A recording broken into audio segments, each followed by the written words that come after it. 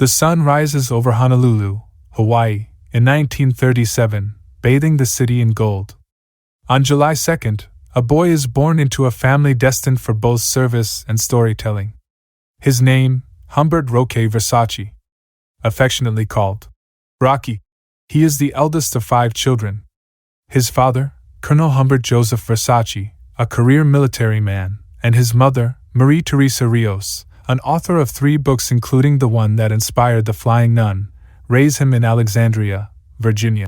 Rocky's youth is marked by movement and adaptation. He begins high school at Gonzaga College in Washington, D.C., transfers to Frankfurt American High School in Germany for his junior year, and completes his senior year at Norfolk Catholic High School in Virginia. Following in his father's footsteps, he sets his sights on West Point, the United States Military Academy, and graduates in 1959 as a second lieutenant of armor. Versace's training is rigorous, shaping him into a soldier of uncommon skill. At Ranger School, he is a member of Class 460, earning his Ranger tab on December 18, 1959. Soon after, he attends Airborne School, proudly receiving his parachutist badge. His first assignment takes him to the Republic of Korea, where he serves from March 1960 to April 1961 as an M48 tank platoon leader with the 3rd Battalion, 40th Armor, 1st Cavalry Division. In May 1962, Rocky embarks on his first tour in war-torn Vietnam as an intelligence advisor. His dedication to service is unwavering, and in May 1963, he requests a 6-month extension of his tour, expressing a desire to later join the Catholic priesthood and return as a missionary to help orphans. Just 2 weeks before the end of his extended tour, on October 29, 1963, Rocky visits a classmate from West Point stationed at Detachment A-23 of the 5th Special Forces Group in the Mekong Delta. He joins a unit of South Vietnamese Civilian Irregular Defense (CIDG) troops on a patrol into the Human Forest, a Viet Cong stronghold. The mission turns disastrous. The command post they attack is defended by a main force battalion of the Viet Cong. Rocky is gravely wounded, yet he continues to fight, providing enough cover to allow the CIDG forces to retreat from the ambush zone. The aftermath is grim. Though a government force of 200 men operates only a few thousand yards away, they arrive too late to intervene. Communications are crippled by communist radio jammers that block both primary and backup channels, leaving Rocky and his comrades isolated. Captured, Rocky is thrown into a prison deep in the jungle alongside 2 other American prisoners of war, Sergeant Dan Pitzer and Lieutenant Nick Rowe. Despite his wounds, Rocky makes 4 daring escape attempts, each one foiled by the Viet Cong. Even in captivity, he refuses to surrender his spirit. During indoctrination sessions, he defiantly quotes the Geneva Convention and insults his captors at every turn, embodying courage under unimaginable pressure. His unyielding resistance eventually leads to his separation from the other prisoners. Yet even then, his fellow captives hear him. His voice rises through the camp as he sings, "God Bless America," loud and proud, an anthem of defiance, a final testament to his unbroken will. On September 26, 1965, the North Vietnamese Liberation Radio announces his execution. Rocky Versace's remains are never recovered.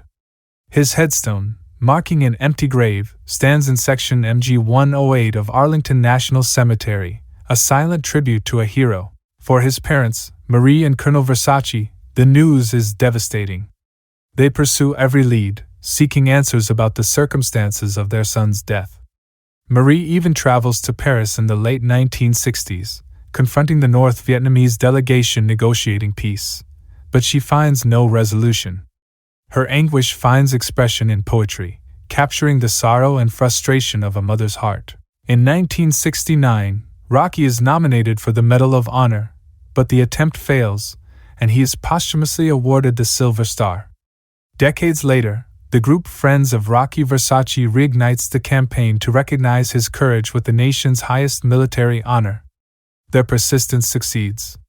In 2002, the Defense Authorization Act officially awards Rocky the Medal of Honor. On July 8, 2002, inside the East Room of the White House, President George W.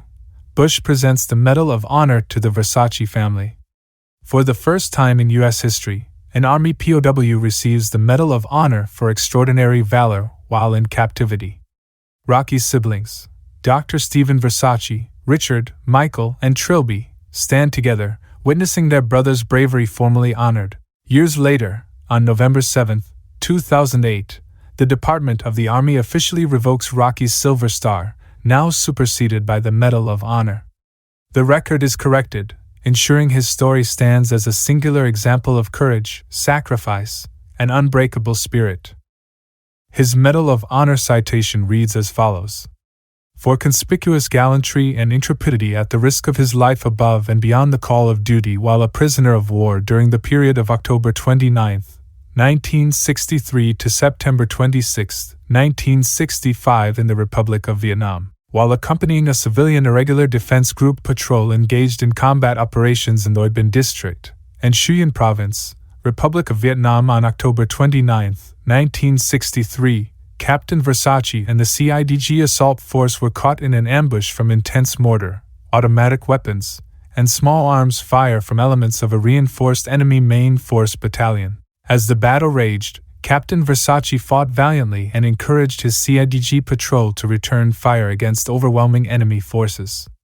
He provided covering fire from an exposed position to enable friendly forces to withdraw from the killing zone when it was apparent that their position would be overrun, and was severely wounded in the knee and back from automatic weapons fire and shrapnel.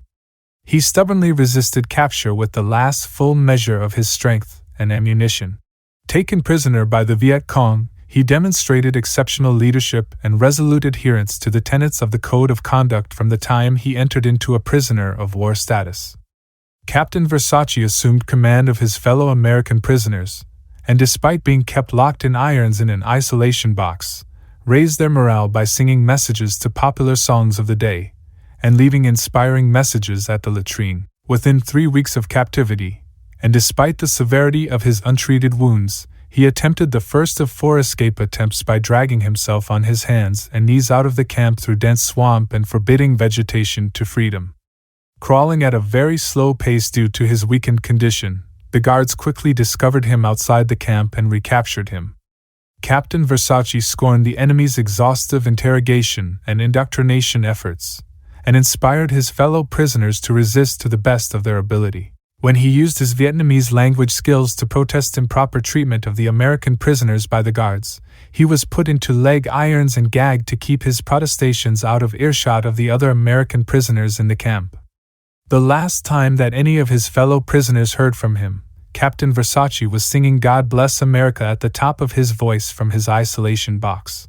Unable to break his indomitable will, his faith in God, and his trust in the United States of America and his fellow prisoners, Captain Versace was executed by the Viet Cong on September 26, 1965. Captain Versace's extraordinary heroism, self-sacrifice, and personal bravery involving conspicuous risk of life above and beyond the call of duty were in keeping with the highest traditions of the United States Army, and reflect great credit to himself and the U.S. Armed Forces. Thanks for watching. If you have a thought on Captain Versace, drop a comment below. Don't forget to hit the like and subscribe buttons.